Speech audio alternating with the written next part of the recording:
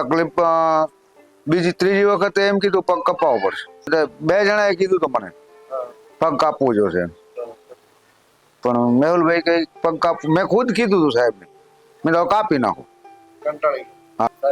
સાહેબ કે પગ કાપવાની વાત જ ના કરતા. પછી ઉપડતો જ નહીં, આમ હાથ ચાલી જાઉં અહીંયાથી 2-3 કિલોમીટર ચાલે જાઉં. કમસે કમ આમાં 8 ઓપરેશન થયા અને 2 પ્લાસ્ટિક સર્જરીના 10 થયા. બાબુભાઈ બચ્ચાભાઈ આહિર, લખાગઢ, તાલુકો રાપર. બહુ કંટાળી ગયો. તો એ જ્યારે ફરીથી ઇલિઝારો કરવું, which is most challenging case in my life, કે જેમાં આપણે પેશન્ટને કન્વિન્સ કરવું પણ એટલો અઘરો હોય છે અને પેશન્ટનામાં પણ ધીરજ ખૂટી ગઈ હોય છે.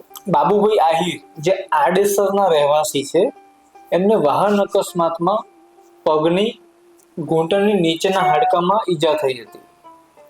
એ ઈજા થયા પછી એમણે ત્યાંની આજુબાજુ ક્યાંક લોકલ પ્લેસ ઉપર એક વખત ઇલિઝારો નખાયું હતું. એ રિંગ ઉપર એમને સંપૂર્ણ રીતે ચાલવાની ના પાડી હતી.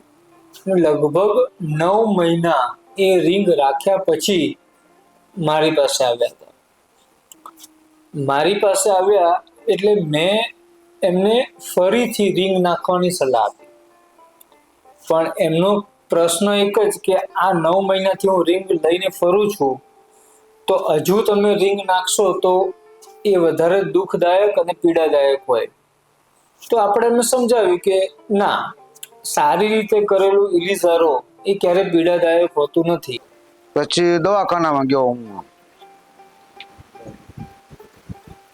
આપણે સામખિયાળી, ત્યાં ઓપરેશન કર્યું.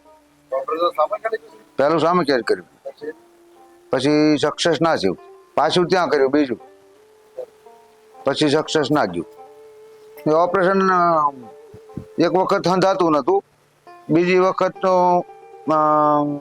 એ લોકોએ કઈ પ્લાસ્ટિક સર્જરી કરવાની હતી, ના કરીને એને બદલે એમનું હુક્કું આટકું રહી ગયું પૂરું. ના કઈ બિલકુલ નહીં. રિંગ કાઢ્યા પાછું પડી ગયો, પાછું ફ્રેક્ચર થઈ ગયું. પાછું ઓપરેશન કર્યું, પછી અહીં પ્લેટ મારી.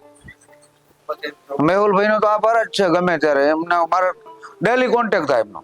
હા, એક વખત હાલતા બટકી ગયું, તે આની અંદર હરિયો નાખ્યો, પાછો હાલતો થયો, 2 મહિના પડી ગયો, પાછો અહીંયા ઓપરેશન કરી પ્લેટ મારી હતી. એ પ્લેટ 12 મહિના રાખી. મેહુલભાઈ નો તો ખૂબ ખૂબ આભાર, સાહેબ નો ખૂબ ખૂબ આભાર. હા, ના હવે કઈ નહીં, ચાલવાનું જ છે મારે. આટલી સેટી હતી, ધરતી ને આકાશ ને રહી એટલી, એવું હતું. તો આવા કિસ્સામાં આપણે એમનું રિંગ વાળું ઓપરેશન કર્યું. અરાઉન્ડ 6 સેન્ટીમીટર હાડકું આપણે એનું કાઢી નાખ્યું અને ધીમે ધીમે એની લંબાઈ વધારી. લગભગ 1-2 અઠવાડિયામાં તેઓ વોકર જોડે, ઘોડી જોડે ચાલતા થઈ ગયા અને લગભગ 8 થી 9 મહિના પછી એમની રિંગ નીકળી ગઈ. રિંગ નીકળવા બાદ તેઓ બધું જ કામ કરતા હતા. પછી ફરીથી તેઓ પાછા પડી ગયા. પાછા પડવાથી એમને ફરીથી એક પ્લેટ લગાડી. એ પ્લેટ લગાડી એના પછી એ લગભગ હવે એક વખત રસી થઈ ગઈ હોય એટલે આપણે અંદરથી કોઈ પણ પ્રકારની ધાતુ મૂકતા નથી, એટલે આપણે બહારથી પ્લેટ મૂકી. એ જે લગભગ બીજા 4 થી 5 મહિના પછી નીકળી. તો એક રીતે જોવા જઈએ તો દર્દીની જે ધીરજ અને સહન શક્તિ અને એનું મનોબળ, એમનું પગ બચાવવા માટેનું જે મહેનત, એ આખરે રંગ લાવી. છેલ્લે દર્દીનો પગ બચી ગયો. આજે દર્દી ખેતી, પશુપાલન કે બધું જ કામ પોતાનું જાતે કરે છે અને પોતાના પગ ઉપર વગર સહારે ચાલી શકે છે. તો હું દર્દીને એક જ વસ્તુ કહેવા માંગુ છું કે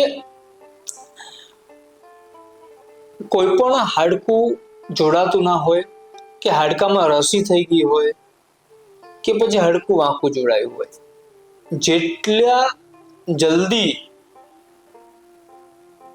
તમે ઇલિઝારો સર્જન પાસે જાઓ છો એટલા જ જલ્દી તમારું જે નોર્મલ રૂટીન લાઈફ ચાલુ થઈ જાય છે. અને ભગવાન એને જેટલા દીકરા હોય એટલા એના અનેક દીકરા કરે. હો હવે કમ્પ્લીટ વાડીએ જઈ શકે બાઇકમાં વાય પાછળ બેહીને